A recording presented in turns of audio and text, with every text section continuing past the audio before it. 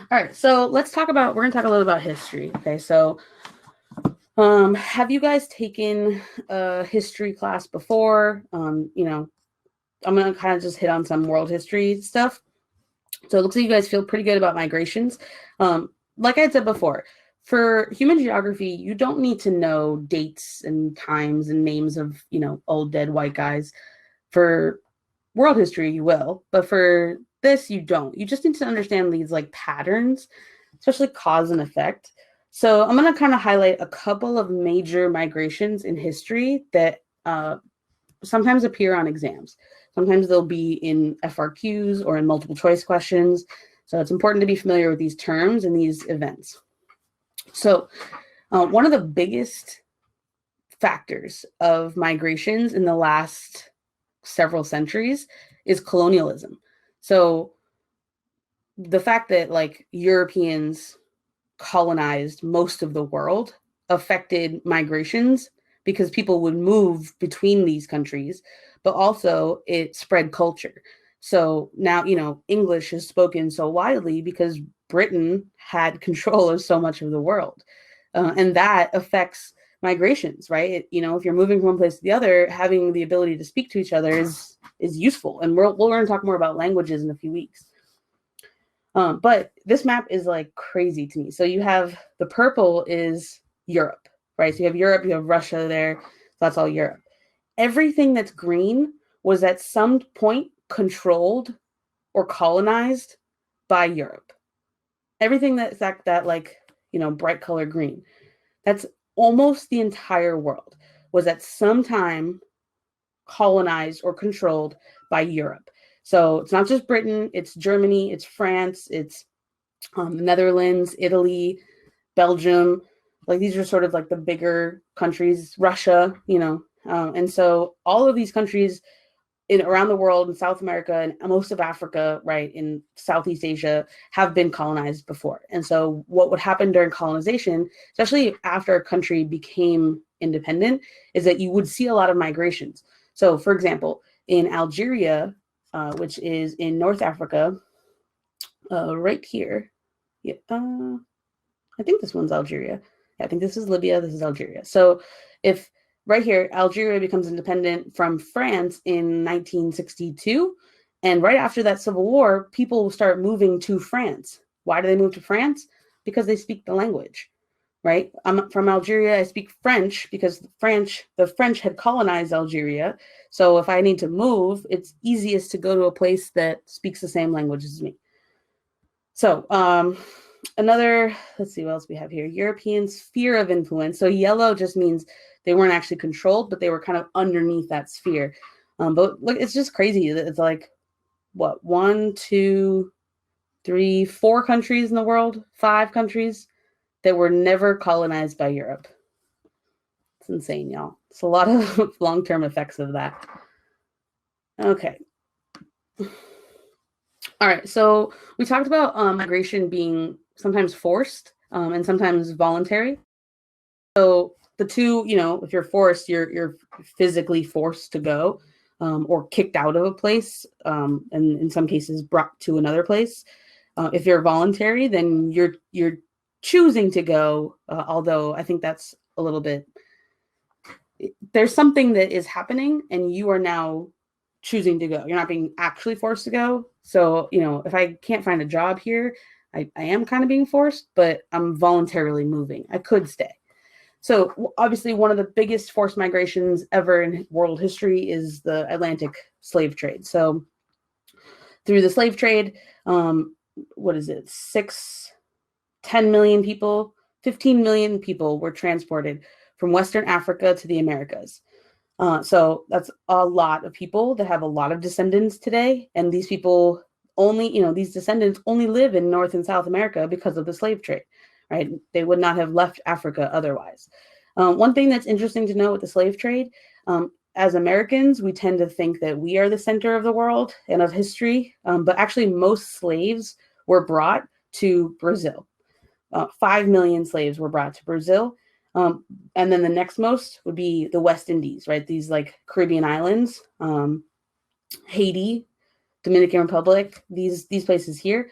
that had 4.5 million. So we only, in the United States, in the southern United States, for a portion of it, also the north and then the south, 500,000 slaves were brought here, and then a ton more to other places. So the reason why there's so many in the West Indies and Brazil is because for them, their main cash crops were sugar, and sugar is really intensive to harvest.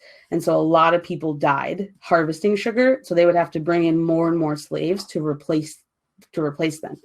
Whereas in the United States, for us, was our cash crops were more like tobacco and cotton, which are also incredibly intensive, but not as intensive, and the heat is not as bad as it is closer to the equator. So, which, by the way, what I just did there, how I just kind of talked about like the difference between the crops and the climate, that's human geography, right?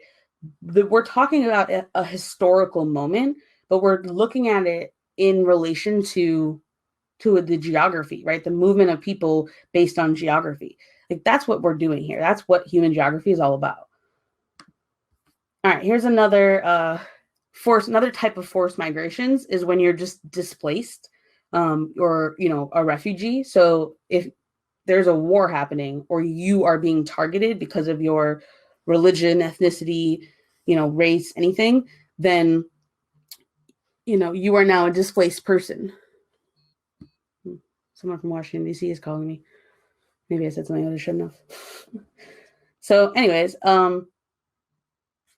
right. So one of the, what happens then when people are displaced like this is what's called a diaspora.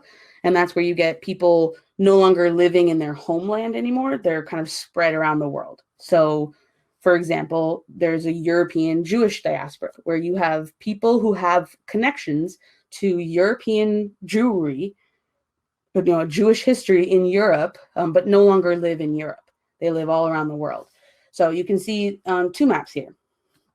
First is just the like movement of European Jews from Europe to Israel right after World War II. So a lot of people were displaced. People, things were wrecked after World War II.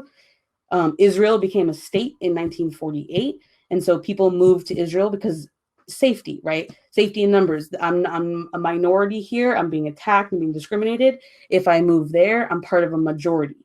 Therefore, I'm safe.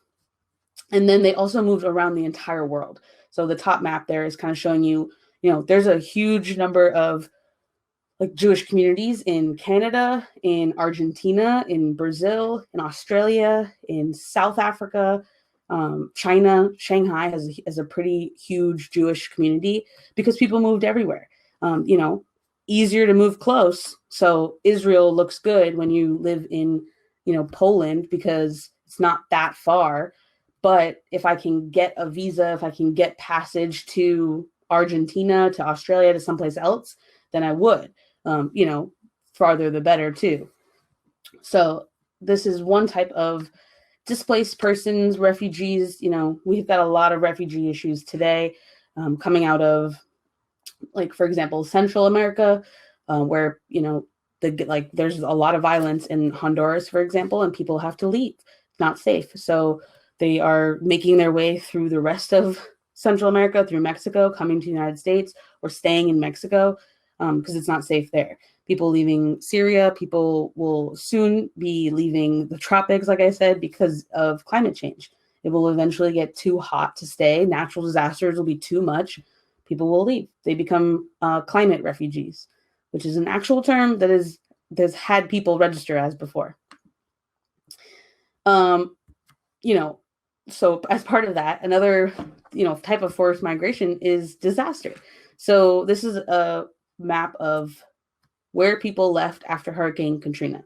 So Hurricane Katrina hit in 2005, and what does it say? It says it distributed to over 1 million people, almost 1.5 million people left New Orleans and went out to other places. Where they moved to depended on all those like pull factors we talked about. A lot of people, so you can see like most people stayed close or relatively close in Eastern Texas, in other parts of Louisiana, in Alabama, Mississippi, Florida, most people stayed relatively close. A lot of people also traveled to Chicago, to St. Louis. You can see these like red dots in the big cities, right? In Detroit, in Boston, in New York, in Atlanta, in LA. Right? People move to big cities because most people that move far move to cities. Same thing applies here. The other thing is that you're most likely to know other people in a city. There's just more people in a city.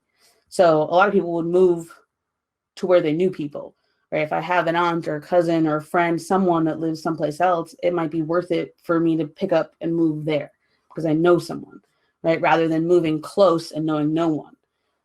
So people moved everywhere. These were forced migrations because houses were ruined. I can't stay where I am anymore. My house was ruined, so we have to go, right? My school was ruined. We have to go. Okay, I've got a few more for you.